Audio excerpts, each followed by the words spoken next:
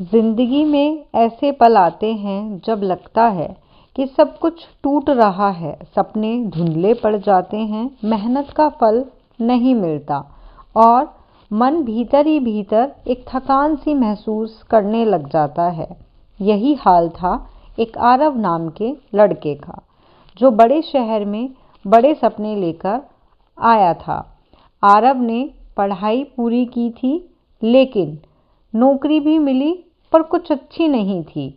Company में छटनी की खबरें थी, घर से जिम्मेदारी का दबाव बढ़ रहा था और खुद पर भरोसा हर दिन थोड़ा थोड़ा कम हो रहा था। सुबह उठते ही मोबाइल की स्क्रीन डराने लगती, ईमेल और मैसेज, नोटिफिकेशन, सब कुछ जैसे उसे नाकामी याद दिलाती। एक दिन ऑफिस से लौटते वक्त बारिश शुरू हो गई। आरव बिना छाते के बस स्टॉप पर खड़ा था। लोग भाग रहे थे, टैक्सी के हॉर्न बज रहे थे। उसके भीतर एक खालीपन गहराता जा रहा था। तभी उसने देखा, एक बूढ़ा व्यक्ति सड़क के किनारे खड़ा था, हाथ में एक टूटा हुआ बोर्ड जिस पर लिखा था, आज मुस्कुराने का कारण ढूंढ लो। आरव को यह लाइन अजीब लगी। मुस्कुराने का कारण? जब जिंदगी ही बोझ लग रही हो तब मुस्कान कहाँ से आए? बस आई। आरव बैठ गया। खिड़की के बाहर बारिश की बूंदें फिसल रही थी। अचानक उसे लगा कि वह भागते भागते थक गया है। दूसरे की उम्मीदें, समाज की दौड़, अपनी ही तुलना से। उस रात उसने तय किया, वह अगले दिन छुट्टी लेगा। कोई इंटरव्यू नहीं, कोई कॉल नहीं, बस खुद के साथ समय बिताना।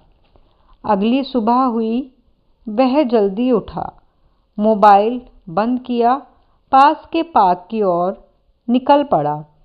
पार्क में बच्चे खेल रहे थे, बुजुर्ग टहल रहे थे और कुछ लोग योगा कर रहे थे।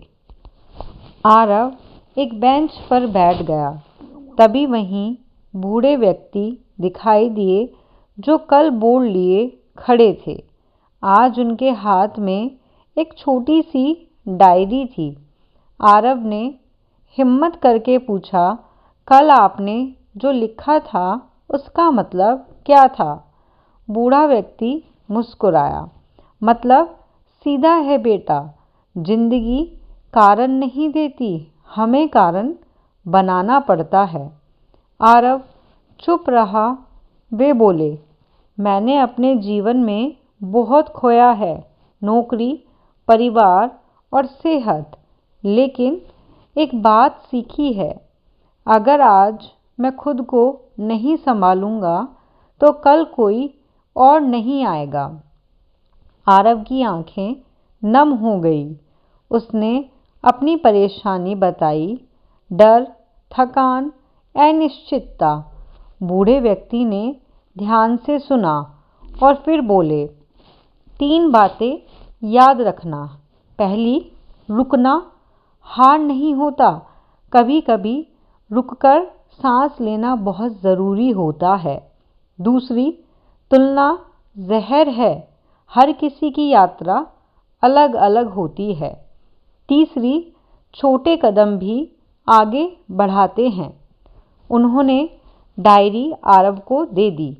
उसमें हर दिन एक छोटे लक्ष्य लिखे थे। आज 20 मिनट चलना है, आज एक नई स्किल सीखना है, आज किसी अपने से बात करना है।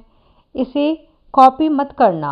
वे बोले, अपनी डायरी बनाओ। उस दिन आरव ने घर जाकर एक नई डायरी खरीदी। पहले पन्ने पर लिखा, आज से मैं खुद का साथ दूंगा। अगले कुछ हफ्ते में आरव ने चमत्कार नहीं देखे, लेकिन बदलाव ज़रूर महसूस किए। उसने रोज़ 30 मिनट सीखने शुरू किए।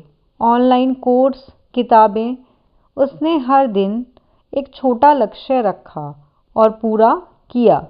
कुछ दिन असफल भी हुआ, लेकिन उसने खुद को कोसा नहीं।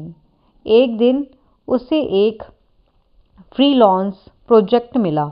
छोटा था, लेकिन आत्मविश्वास लौटा। फिर दूसरा, फिर तीसरा। धीरे धीरे उसने अपने प्रोफाइल मजबूत की। नौकरी भी मिली, पहले से अलग, बेहतर सीखने के अवसरों के साथ। एक शाम वह फिर उसी बस स्टॉप पर खड़ा था। बारिश नहीं थी। उसने आसपास देखा, वही बूढ़ा व्यक्ति नहीं दिखे, लेकिन अब उसे उनकी ज़रूरत भी नहीं थी। उनके शब्द, उनकी आदतें बन चुकी थी। आरव ने अपनी डायरी खोली। आखिरी पन्ने पर लिखा, परेशानी स्थायी नहीं होती अगर हम खुद को स्थिर रख सकते हैं। उसने मुस्कुराकर आसमान की ओर देखा।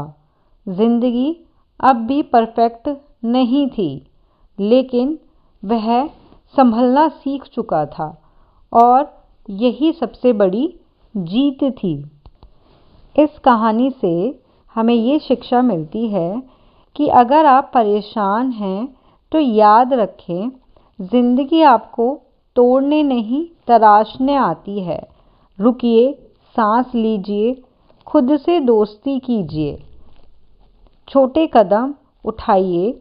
आज नहीं तो कल रास्ता खुद बन जाए।